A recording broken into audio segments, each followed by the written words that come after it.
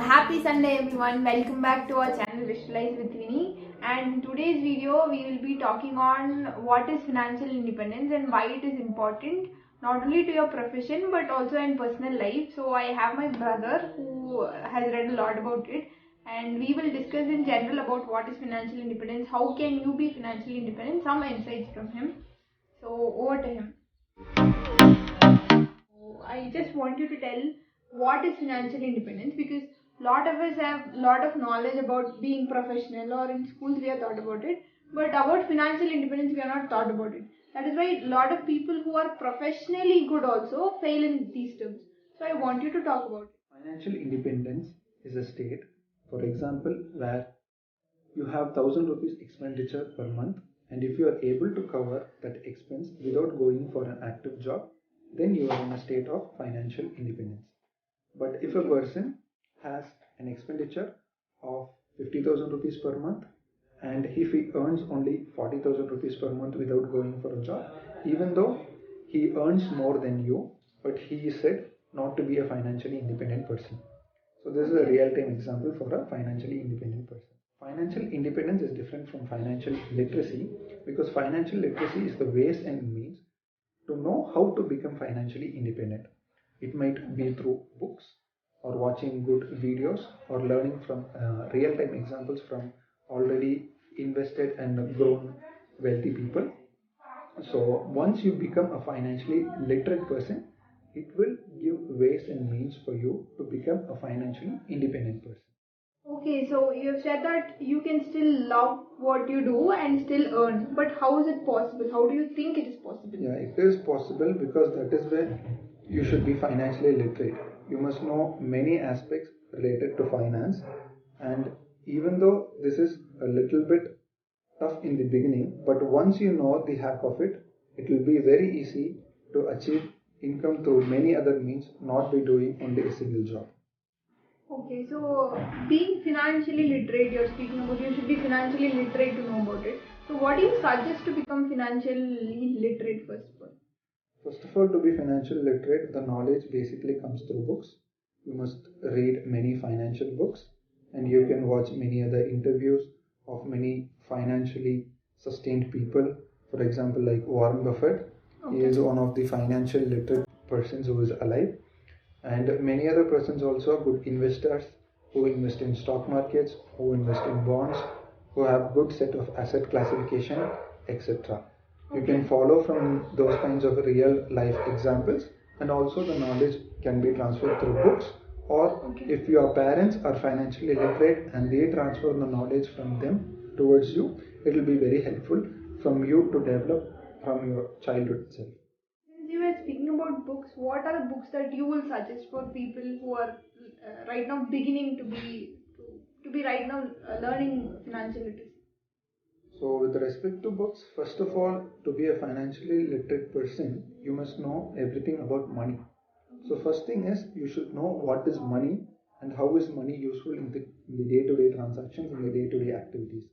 So, in order to know what is money and the basic concepts of money, there is a book called Psychology of Money. You can have a read about it, so you will know what is money, how money affects our psychology, and how to think money in a different perspective. We always see money as something, as a commodity which we give and a commodity which we get. But instead of seeing money as a commodity, it is just which influences our psychology very much. So once we are psychologically good literate about money, it is easy for us to handle money, because to be a financially literate person, it is not about earning more money, it is about managing the money you have. Once you have good management about money, you can easily become a financially literate person and also grow your money. Okay, so this is a general question that most of us have, that we all are so passionate about our jobs, our family, our life, but we are not so concerned with money. And there is a lot of saying that money is not important at all. You shouldn't aspire for money. You should rather go for something. So, but financially being literate is also very important, which from our childhood itself is not perceived so much, or perceived in a wrong manner. What do you think about it? No, I think this is a very bad idea, because teaching that money will do all the evil things, that is a kind of society where most childhood are brought about. but a very good and a growth mindset person and a very rich person would always teach his children from his childhood to know more about money, how to handle money, how to make use of money, and the very important thing, how to grow money. Okay. This is the very important basic aspects like learning alphabets A, B, C, D from childhood. You must also learn how to make money, how to handle money, and how to grow money. So it is that we are not taught about money, so suddenly when we make money, we don't know to manage money, so it might end in evil ways if we are going to earn big. So yes, the most important thing is not making money, that the way to handle money and how to manage it. Even if you have 100 rupees, this 100 rupees can easily be multiplied into 200 rupees. That 200 rupees can be easily multiplied into 300 rupees. Only you must know how to manage it and how to handle that money and how to invest that money to make it grow. You have talked about investment plans. So I am from an economics background and learning about share markets, and even because I was very new to it, there were a lot of perceptions when I started talking about it that investing in shares or something will go into loss. Don't invest in stock market. There is a lot of perception that is going around in this kind, so that a lot of people don't invest and they go for bank investments, which might not be profitable in this case of inflation. So what is your view on it, and how do you suggest people to invest in many other options? In my aspect, investing in share market is one thing which can easily make you wealthy, but without adequate knowledge about share market, if one invests in it, then that is definitely going to lead you to a loss. And there are two aspects related to share market. One is short-term trading and one is long-term investing, which is also known as value investing. People with the mindset of long-term investing and value investing always end up rich in the longer run, but people without adequate knowledge who go for short trading always ends up in the losses. That is why even for advertisements you see, SEBI registered advertisements, they say 99% of the traders always ends up in losses, and you must agree to the terms and conditions related to it. This is the problem. So once you are educated about share market and how to how to invest in different stocks and asset classes, you will easily become rich. But it takes time. It does not happen overnight. It takes maybe 10 years, 15 years, 20 years down the line, but it is definitely possible if you have good knowledge about what you are doing about. Talking about investment, earning or making income is not so much important as investment, because an investment can make you wealthy in a long period of run. So what do you suggest to people like us who are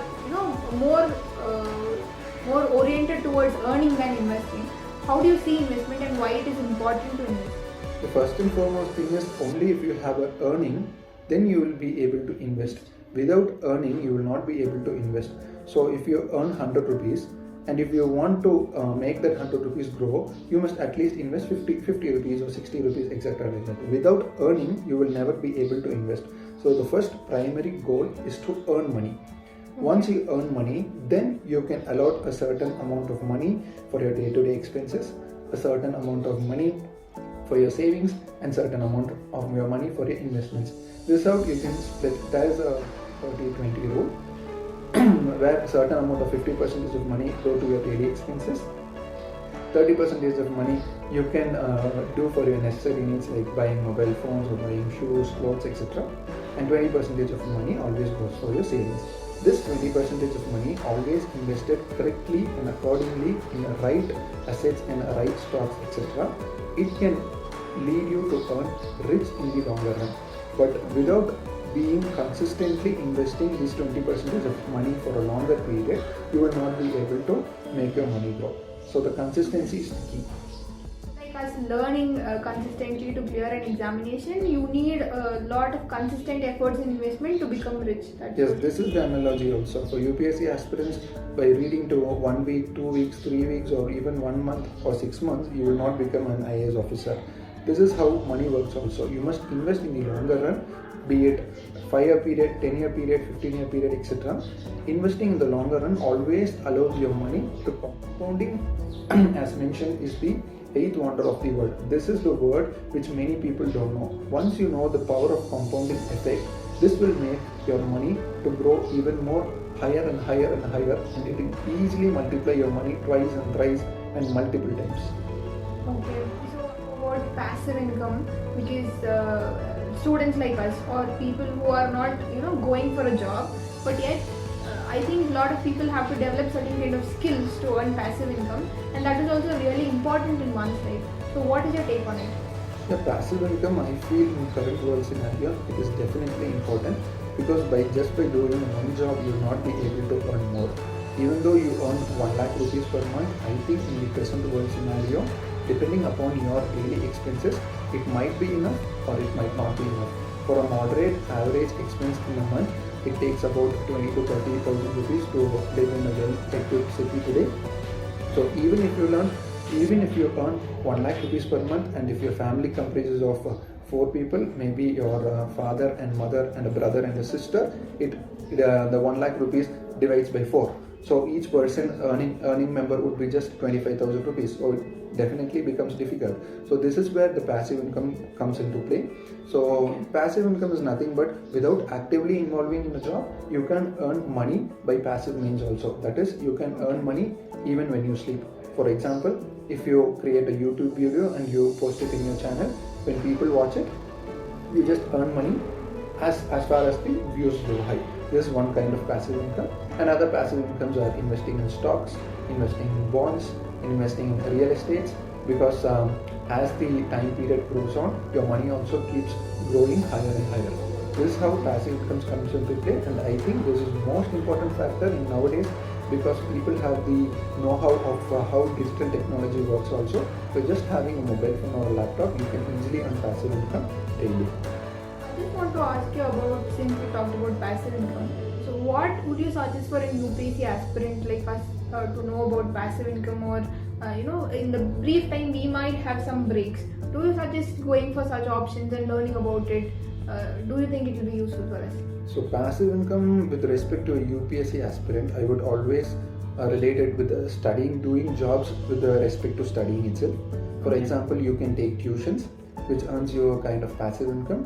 You can do some kinds of content writing in your UPSC channels, because most YouTube channels and most other websites requires content writers with respect to certain topics. You can search on that, and you can also go for evaluating papers, for mains answer writing papers, etc., where you can earn income from the institute also.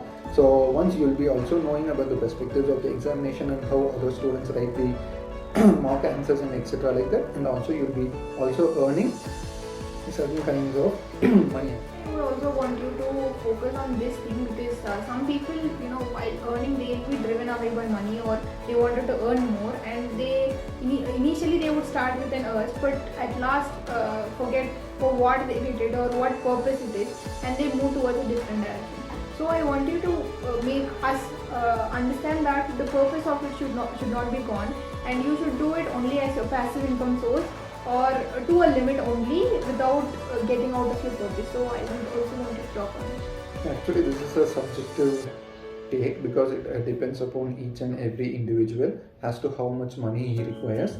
But always limiting yourselves to a certain benchmark, which allows you to stop wherever you want and just not allow to keep you following money. It is also a good stop where you need to hold it. So I would suggest, because you having a benchmark for a month, if you, for example, you have a benchmark set that this month I should earn 5,000 rupees as my passive income. Okay, if once you reach the passive income, the rest of the time you can allocate for investing in yourself, which is the best investment, I think, by reading books and educating others, etc. And once you reach the benchmarks, when you feel pretty much confident, you can increase the benchmarks also. By next year you can go for per month I should earn 10,000 rupees. Once you have a fixed benchmark, and once you achieve that benchmark, you can stop it from there and just invest in yourself. So you will also have more knowledge, and you can acquire further skills also to achieve more amount of passive income in the long run. Lastly, I would also like you to talk to you about character is more important than money, and you said since investing on yourself is very important. So I would also like you to talk on that also, because investing in so much options we talk about, but we don't really talk about investing in ourselves, or investing in our personal kind of life and the relationships around, and building the public contacts and being good to people. Investing in those kind of things is generally neglected in this kind of society. So I would also want you to talk on that. So the first thing with respect to investment in my domain is, first I invest in myself, then I invest in other things. So investing in yourself, as said, is the best investment. Either it be health wise, or either it be education wise, or either it be relationship wise. This is the first most primary thing which comes to mind with respect to investment. Once you invest in yourself, then other investments may follow up. So first thing, invest in yourself with respect to health, because without health there is nothing else. Secondly, you must invest yourself in knowledge. You must read good books, you must have good friends, and you must have good relationships, which will help you in the longer run to achieve more money by investing. So thank you so much for coming today and sharing your knowledge, and I think this video will be useful, and from your side you can also say something if you want. Yes, for a UPSC aspirant, it is very much difficult in this time for looking for some kinds of investment options. But in my perspective, you can also get passive incomes by considering education also as the means of passive income sources, by taking tuitions, by also correcting papers, by also doing some kinds of content writing materials, and even also taking online education courses like an academy, etc. So once you have a clear mindset of how to earn passive income with respect to your education, you will also be able to achieve it. I wish you all a very good success for your UPSC journey. Thank you. And one more point to add is that you can also earn money through scholarship examinations, which I think I posted in a video of Nan Mudalvan. I have a separate playlist. If somebody has not gotten an opportunity now and wanted to take it next year, so the college students who are watching, you can take those videos and play it and understand the things, and next time you can give your examination, so that the Tamil Nadu government is providing an opportunity of earning 7,500 rupees. And learning all the day without earning is also difficult in so many homes, so I think that will also be a good option, where you don't really invest or put in efforts to earn income, but rather the government helps you in learning and making good India. So that's it all from my side today. Meet you in another video of mine. Please do like, share, subscribe if you find it useful. If you have any doubts, leave it in the comment section below. Thank you.